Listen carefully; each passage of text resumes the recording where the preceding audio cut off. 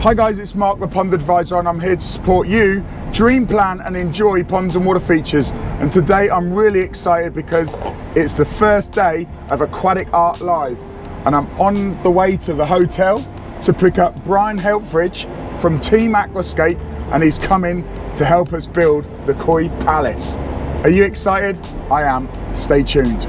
Hey Brian, how you doing? Good, bud. How are you? Yeah, not too bad. So we're not far away from PONDcollege now. It's the first day of Aquatic Art Live. What I want you to do is to have a look at the gardens and share with the viewers what you would do, what you like with the actual PONDcollege garden. So we'll have a walk around the gardens. Fun. Yeah, I've got tons of ideas, and you know me, I'm pretty passionate about the whole design and layout and everything else. And instantly when I saw your gardens, it reminded me of some of the old flower and garden shows that we used to set up. So yeah, that would be fun, because I haven't gotten the opportunity to do a flower and garden show in 7 years. Yeah. So welcome to PONDcollege. Hey man, thanks for having me. Let's have a look around the gardens. This is awesome over here. I'll tell you what, it's impossible for me to act like I've not seen it before, because I saw it yesterday. But when I went to bed, I was thinking to myself, like, wow, you have done an amazing amount of work over here since you guys have been in here. Three short years, correct? Yeah. 3 short years. And I think what I love about it is, and something you talked about is like kind of that sense of mystery. Yeah. Like you kind of walk through and you just keep discovering, And to enhance that a little bit, it's little things like there's a great little story just behind this, right? And this reminded me of your childhood and wanting to collect snails and everything out of the local creeks and streams and tributaries and stuff. You're walking through here, you want to stop and appreciate what you've got here, this whole little educational center. And right now you can't help but look at that waterfall back behind me. So if this becomes a taller wall, and it doesn't even have to be really tall, it just has to be like 5 feet, just enough to kind of be like, what's over there? Yeah. Then when you get to this point, you're like, oh, this is fantastic. Yeah.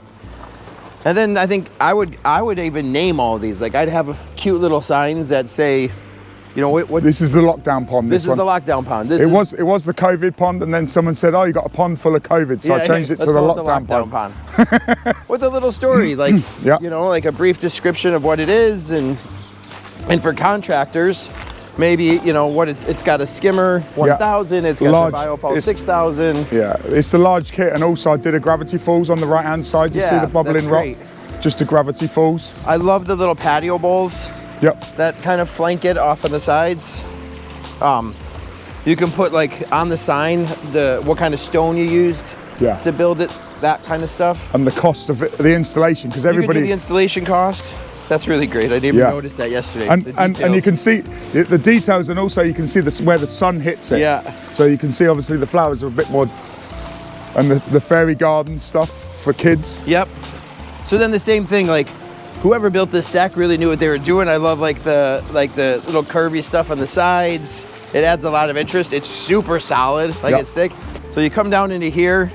By far, this is my favorite space. In the entire garden. I come down here, I love Charlotte's garden. There has to be a sign that says Charlotte's garden, because she's the one that's here, right? And so she's probably more often giving tours and showing people, and then encouraging people to come over and just sit down and relax and like take it in for a second. I think what I love most about this space is the size of a small little pondless waterfall can still add a lot of peace and relaxation and everything else. It doesn't have to be a big giant pond like the one we saw over there. How many people would love to have something just this size, or any one of these 3 in their garden? And then you come into here, and I'm still blown away. Like I got on the phone last night and I was like, we're doing this. We have to do this. You really pulled off the Japanese garden feel back here, and it's a combination of the bamboo, it's a combination of the rocks set in through here with the gravel and stuff. I'm actually going to change that bonsai pot for an actual little boat, but I haven't found the little boat, so it looks like it's in the ocean. I think the mossy wall and the really just it's like the sound of rain almost, like drip. It's not overwhelming. You could lose track of time sitting back here. Mossy wall is just incredible. And if it looks this good now, what does it look like in another month or two, you know? Yeah. Just night and day different. So I think this is just incredible. I love this area. When your Japanese maple's all leafed out and the ferns are growing a little bit bigger, it's got to be so awesome. And the birds love it as well. For the nesting material, you can see there's bits that they've actually come in and pecked away. I would 100%, like, the two of us might be able to get in and out of that chair, but most people wouldn't. You might switch that chair out to something that is a little easier for other people to get in and out of. And also I've got another little sort of like a Zen box for people you know, in the corner there. They can play with it. Yeah. I was going to get a little rake. So it's sort of like, you know, it's somewhere to come and meditate, somewhere to come. I actually say to people, it's a meditation garden, floating Zen. You don't think about the past, you don't think about the future, think about now. Yeah. Rake the gravel. A lot of people say, is the gravel high maintenance? And I enjoy it. You can do Tai Chi doing the swirls in the gravel. Just the way you've placed the boulders in here, it's just perfect. Guys, come on, because there's so much more. Then you come back out, and because of the angle you come back out, now you're focused on the bowl. So again, I think if there was a tree right here and the canopy went over, think of the canopy as it comes out like this, almost framing this out a little bit more. And then when you're going back this way, that canopy really blocks that over there. Here's where the challenge is. Once I get to this space, I'm more like, where do I go? Because I want to be drawn to this, I want to be drawn to that, I want to be drawn over here. And so I think you've just got to create really a solid path that allows people to go around, and you want people to go this way. Yeah, and I'll switch the NRG on in a second, but normally it's a case of what I do is I lead people around, and then if somebody wants Zen, if somebody wants relaxation, then we don't put the NRG on, because what's NRG stand for? Just if you say it quickly, energy. Energy. So it's like so if you think of the floating Zen, it's calm, tranquil, hardly any sound, and this one is literally energy. So NRG, I called it. Well, I think there's something really smart about this. It might not be the aesthetics of that, but this is sometimes what's practical and possible. If you can't find the access to get into somebody's house, you can't bring in boulders this big. You have to bring in stuff like this. And again, when you sit here and you focus on the sound is amazing. It's really quiet, it's really nice. It's just kind of like this babbling brook that you'd find coming out of a hillside someplace. And if it looks like this now, I guarantee you in another month, when everything else is growing, like all this stuff is trying to leaf out, like it's got to take on a completely different look.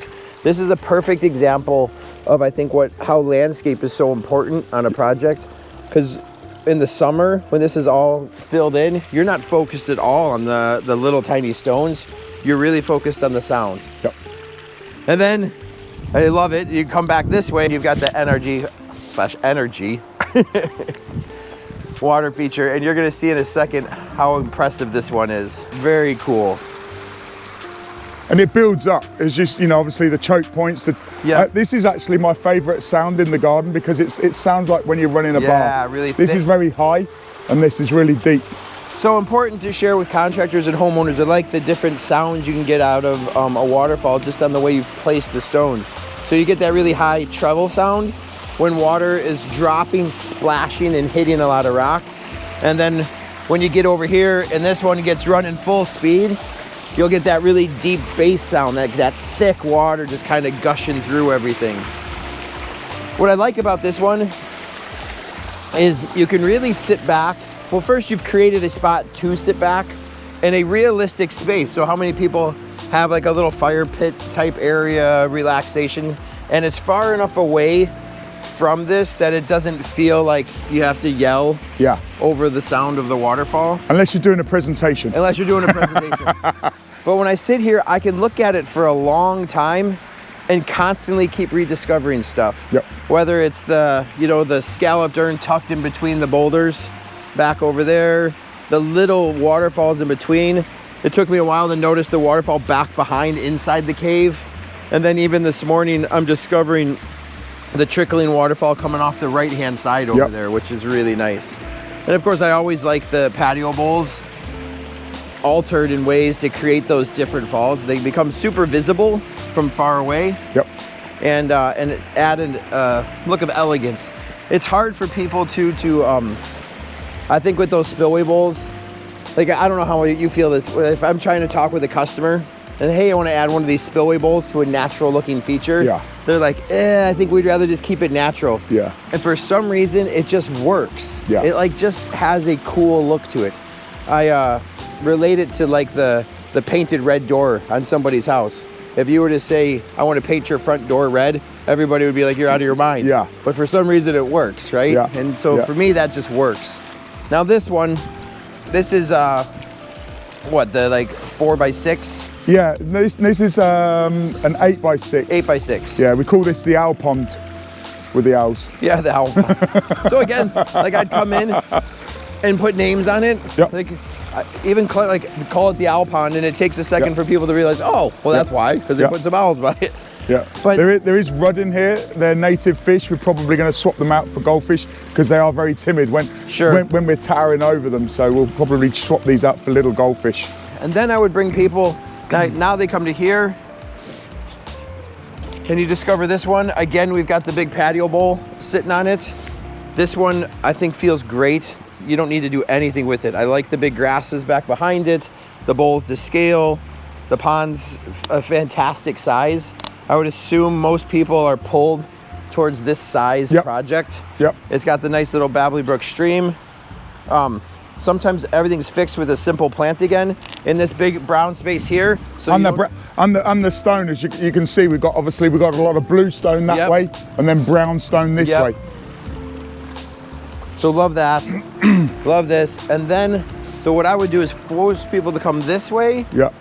Then use the one that you guys did last year. Come across this point, because this was obviously designed to have people walk past it. I love, this is, you guys killed it last year with doing this. Good job, John and team.